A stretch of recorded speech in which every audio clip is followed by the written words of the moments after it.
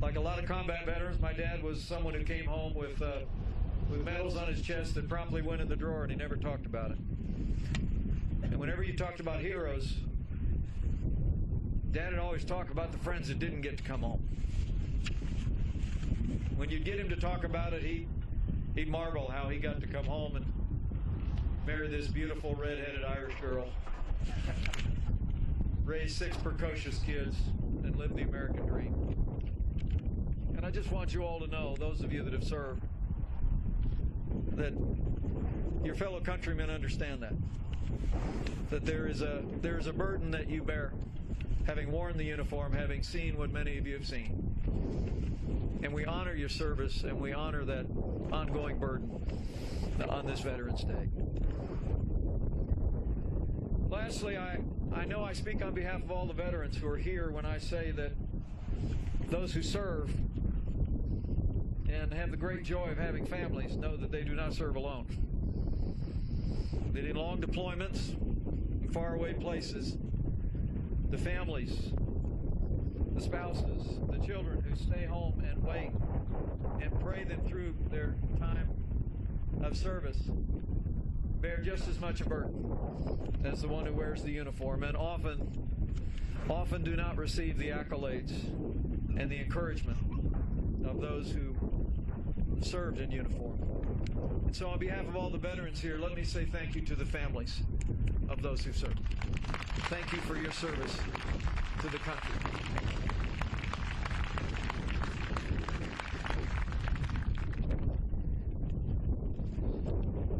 For their service and sacrifice, we owe veterans and their families a debt we can never fully repay.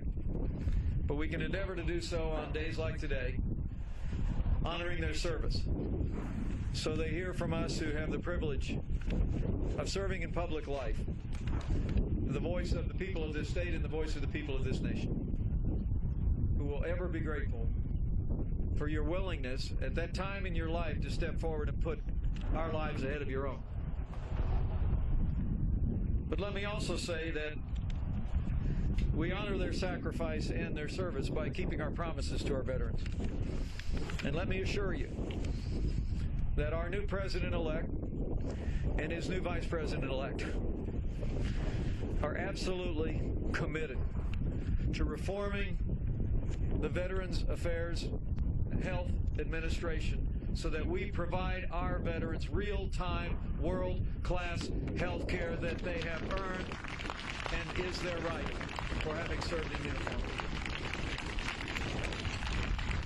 Change is coming, and help is on the way to our veterans.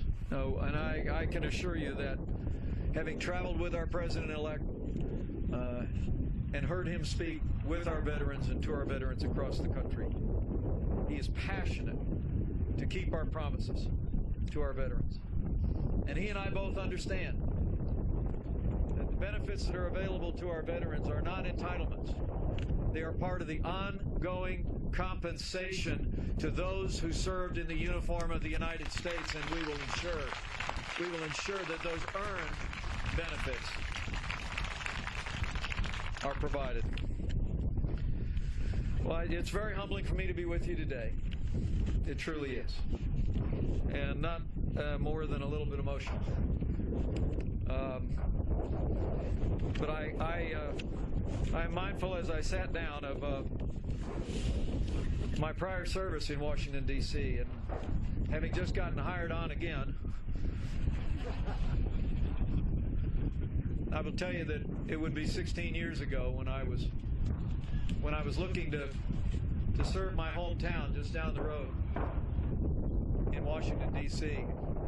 My first trip to our nation's capital, I made my way over to the Iwo Jima Memorial. And I'll never forget walking through. I'd read a book about the flag raisers, which I'd recommend to anyone here. It's a very human story about those courageous Marines and one Navy corpsman who got that flag up on Mount Suribachi. But as I walked through the trees, the sun was setting. As I walked through the trees, I was struck with an image which would stay with me throughout all my years of service, and I'll carry that that image to my new office that I visited yesterday in the West Wing.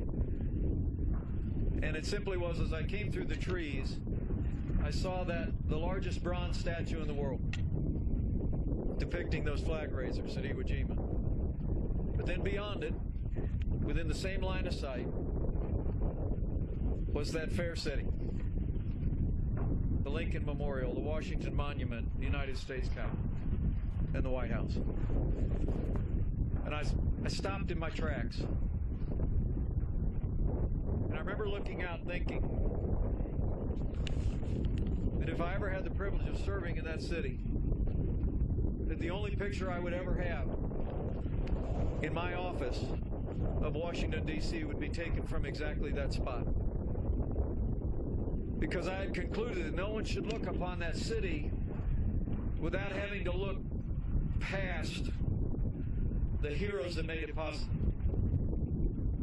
So for 12 years in the Congress of the United States, and a gift my wife gave me the night I was elected to Congress, there was a photograph of the Capitol taken from exactly that spot.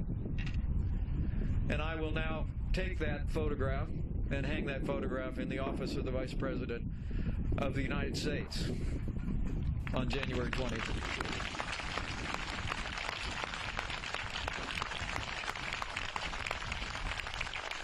This is really what Veterans Day is all about. Because the courage of this nation is not found in its hallowed halls and its pillared buildings. The courage of this nation is found in men and women who set aside their lives, their dreams, their own security to preserve that democracy. And so today is your day. But just know that your service is enshrined in the hearts of every American. And on behalf of the people of Indiana, and soon on behalf of the people of the United States of America, I say thank you. Thank you for your service. And God bless you and your families as you continue your lives here in the great state of Indiana. And just know that your service, your courage, and your sacrifice will always be on our hearts and will never fail to inspire. And so to all of our veterans, I say, on behalf of all the people of Indiana, Happy Veterans Day.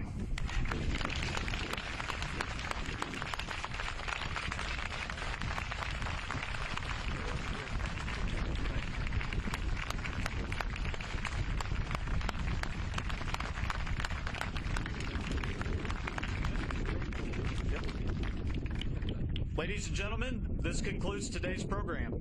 Thank you once again for joining us on this beautiful and somewhat windy Hoosier Fall Day here at Camp Atterbury. Thank you for